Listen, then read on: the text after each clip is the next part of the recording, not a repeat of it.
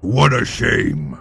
Such wonderful curves wasted on an Autobot. Be at my side, Autobot, and I will spare your life. Get fracked, Con. Well, do you guys love a Transformers fan film? That just makes the whole thing that it's going for fall apart. Well, that's basically how Transformers Galvatron's Revenge happened. Like that's what it did. So basically, we're gonna talk about the controversy. We're gonna talk about what it did to Transformers Prime itself, and if you should watch it or if you shouldn't. And I think you all know the answer already, but you guys love drama, so I'm gonna talk about it. And yeah, I'm gonna put my own spin on the racist part of it, the voice acting part of it, and where Prime animations might have a little bit of leeway, in my opinion. But the first thing we're going to talk about is we're not recapping it, because if you guys haven't watched it, you're going to go watch it the first 4 or 5 minutes. You're going to be like, okay, this is pretty mid. You're either going to watch it because you really want to see what happens, or you're going to click off the video because it doesn't look anything like the Transformers Prime animation that we had back in the day. Alright, so basically we're going to start off with the money part of this and how long it took. So this film took 10 years. 10, if you really count the planning, it took 12 years. This film has been in the works for like a long time. 12 years is a long time for a freaking film. Even the big budget live action films don't take 10 years, they take like 3. So basically this guy, he's working, he has a wife, he has kids, and he's trying to figure this out. He's probably in his mid 40s, 30s, don't know, he's not any younger than 30 or 40 or whatever. And he's working on this project that he really believes in called Transformers Galvatron Revenge, a sequel to Transformers Prime and Transformers Prime the movie. Basically, we have, I know I said we weren't going to recap it, I'm just going to talk about things that happened. We have him bringing back Optimus Prime, we have him bringing back Megatron, we have him kind of like making Megatron go back to the Decepticons, we have Galvatron and 3 other guys trying to bring back Unicron, and basically that's the whole plot. And it's just a bunch of dialogue. The fight scenes are terrible, and the dialogue's okay for the most part. The animation for the dialogue itself isn't great, but the animation for it is pretty decent. If you go and you watch any fight scene in it, you're like, this is trash, I don't like this. But the dialogue, if you just see dialogue, you'd be okay with it. That's basically how my opinion is on it. So basically, we're going to talk about this film took $15,000 to make, and it makes no sense because basically he made this with a zero budget, because anything he used was models off of Blender or editing softwares that were free, or it was a Premiere Pro, which he had previously. And maybe if you had a couple $100, maybe $2,000, but $15,000 to make this film is not very good. Because I don't know, I think that all the voice actors were pretty voluntarily doing this because they love Transformers Prime, and I don't think you have to pay any of them. Therefore, maybe he did. Maybe he paid some of his people for doing this. Maybe he paid to the animators or whatever. But a lot of people are saying it's a scam, and I kind of agree. Like, I think that he took a good chunk of that money and just used it because he needed it at that time. And that's okay if you're really needing a struggling time to take money and use it for your family or whatever, or use it for people you need. But don't take it from other people that love a movie or love a franchise so much that they would pay you money to make them a sequel film because they're never going to get an official one. Don't do that. That's not very good. And I get where he's coming from, but at the same time, I don't, because why would you do that to your fans or to fans of this high level? Anyways, so $15,000, and we got the end product. As you're watching this on the screen, it's not amazing. Like, it's really no worse than amazing. Like, the dialogue is very mid. As I said, it was decent. Like, the fight scenes are terrible. Like, and we got a lot of controversy. They had a lot of drama. So again, this took 10 years to make. It cost $15,000. And the voice acting. So the voice actors are, some of them are close, some of them are very far. Like Knockout is a completely different character. Like he was kind of a gayish character in the initial Transformers Prime, which I wasn't the biggest fan of Knockout.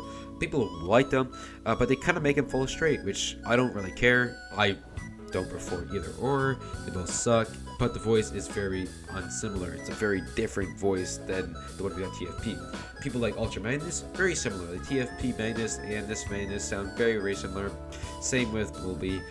Megatron sounded at the start like he did in Transformers Prime, but then it got like at the end fight of the Galvatron versus Megatron fight, he's like kind of switched his whole voice. I don't know what happened there. The voice actor changed or something like that, but he sounded completely different. And now like Primus sounded pretty decent, but I don't know why it would have been Primus at Alphatron because you never see Primus in Transformers Prime. RC sounded okay. The new guys, Rodimus Prime and Springer sounded okay. Bulkhead sounded bad. Wheeljack sounded bad. All the rest of them were decent. Smokescreen was terrible. Basically, the cast was very mid on that very line of mid. So going through this, we know the drama. We know that Optimus Prime's voice actor, which is pretty controversial because he is kind of a Nazi. He's kind of a homophobic and he's kind of racist. And I'm not saying that none of this is good. This is terrible. It's really bad for Transformers people. Like, it's really bad for the community of Transformers to have people like this voicing people in this and creating things with it. But in primetime animations, please don't blame me for this. That's just my opinion. I feel like he kind of doesn't have the right to do it, but it's like if we're on 10 years. If it takes you 10 years to make a film and you are almost done and this guy comes out and he starts saying this stuff, and I get he defended him, I don't agree with that, but he also did apologize for defending him. I don't know if that's true or not, if he actually believes that he's sorry for it or not, but I feel like even me, I'm a filmmaker, I'm going to put it in my own perspective. If one of my voice actors who I got the voice like 2 years ago said to me, was like, okay, on a live stream, I'm a Nazi, I'm a whatever, I'm like, shoot, that's not good for my image. But at the same time, if I'm almost ready to release the project, I'm not gonna go reanimate his voice, reanimate his lines from it, because it's already done.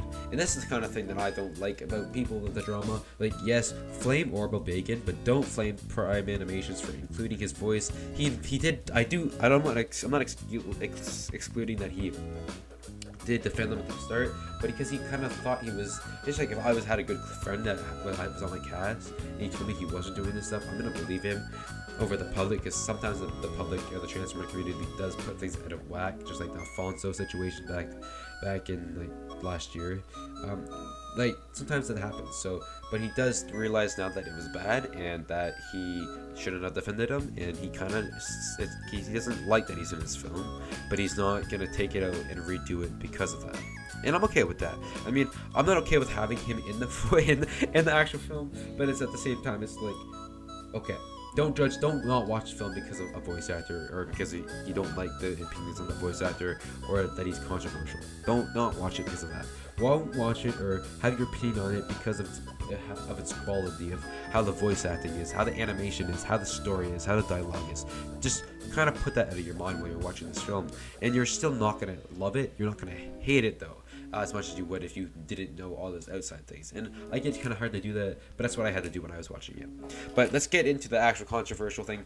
How did it ruin Transformers Prime's legacy?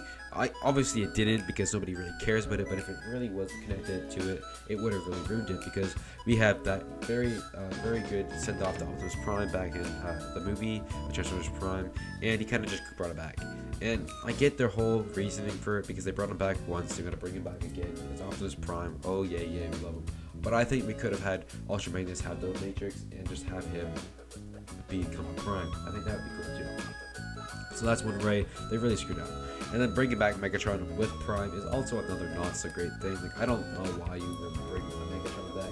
Okay, maybe bring him back, but bringing him back and then helping him fight Optimus, and then at the last minute being like, yeah, nah, I'm not gonna help you anymore. I'm just gonna go start the Decepticons back up.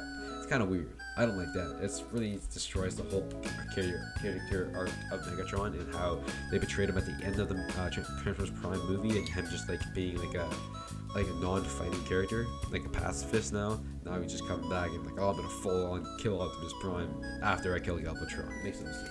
And the whole center of bringing Galvatron and Megatron in the same continuity, it's kind of weird. I don't like it either. And them not being the same actual character. Yeah, not cool. that stuff really did ruin it. The same thing with Rodimus and Springer with RC was kind of weird. It wasn't like terrible, but like, come on guys, why would you do that? It's like, whatever, it's supposed to be a kids show. And basing it off of Prime, like if it was like its own thing, then sure, bring it in, who cares? But like, it's off of Transformers Prime. You're kind of like, you have a legacy to carry, and you're not doing a very good job with that. So that story was really bad for it, and I don't know what it was doing, but we got some PowerPoint presentations in it with the Scourge and introducing all the 4 of the 13 of the last, whatever they were called, of Unicron's Heralds, and that was kind of stupid. Like, why you just, that was low effort. So you're taking 10 years to do it, you might as well take another year to perfect that part of it. But anyways, that's basically, those story arcs are bad. The animation now, as I just was talking about, very bad, very poor. Dialogue's animation's pretty decent, but as soon as we got into the transformations, the fight scenes, especially this fight scene with Galvatron and what's his name, Optimus Prime, was very poorly done, and I don't like it at all because he just gets punched in the face 4 times. He's done. Oh yeah, he's done. So basically, that's my opinion on that. Like, it wasn't very good. Like the fighting was terrible, actually. Even in the aerial shots are bad, the transformations are bad, and yeah, I just did not like it whatsoever. Now, when we talk about like any other choreography, it's actually really bad. Not just with the fight scenes, but the transformations too. They're really unclean, choppy, and for something that takes 10 years. If this took a year, I'm like, okay, I'll give you justice, but this takes 10 years. Come on, man, really? And that's really where I'm at it. And like, it's not a good film because of all those things, not because of that voice acting or the story art. It's just because they've ruined the whole point of Transformers Prime. They did exactly what RFID 2015 did, but they made it worse because of all this other stuff that it's included with this weird, stupid film. Would I recommend it? Not really. It was not a great watch. It was hard to watch. Like, I started, I was like, okay, this is kind of cool. We've been waiting for this for a while because I thought it was official back when I was a little kid. When I seen that first trailer, that first intro to Transformers Rebeltron Revenge. You cannot say that was not bad. That was bad. That was so good. That was so cool. I was lovely to see that after, and I'm like, oh crap, is there making another one for the season? No, it's some guy doing this and to betray our fans. Basically, was it a scam? Kind of, not really. I think a lot of it did go in the project, but he probably could have kept a couple $1,000s. So was it a scam? A little bit, but not too much. The controversy about the drama is like, yes, is it good? No, but can you get past it? You should be able to. If you can't get past that, somebody voiced Optimus Prime. I get it's the big boy, big character. I love him to death. He's my guy who I voice. I would hate for me to be that way and people to want me to voice Optimus because that's not. It just doesn't show his character. But if I do get where he's coming from. He already had everything done. He's not gonna redo it because of that one thing that guy said. And I get it. You guys don't like the way I think. It's okay. Don't put your nasty comments in the comment section. Just agree, disagree, just do it politely, please. And let me know what you guys think of this. Do you like the film? Do you love it? Do you hate it? Do you wish it never came out? Do you want another sequel to it? And how do you think he could have done this, approached it better? Do you think it was a terrible idea to include Orville Bacon, even though he was already done the whole project? Or do you think he should have re-animated the whole thing? I don't know. So this is just my little hot take on this video. People asked me to do it because I'm kind of coming up a little bit of a big Transformer YouTuber. I don't do these kind of videos all the time, but if you're new, please like, subscribe, if you like the video, do that, and yeah, let me know what you guys thought of the thing, because I think it was pretty mid. It was a very mid movie, and that's where I stand right now. Is Transformers Galvatron Revenge was a very, very, very mid project. Well, see you guys in the next one.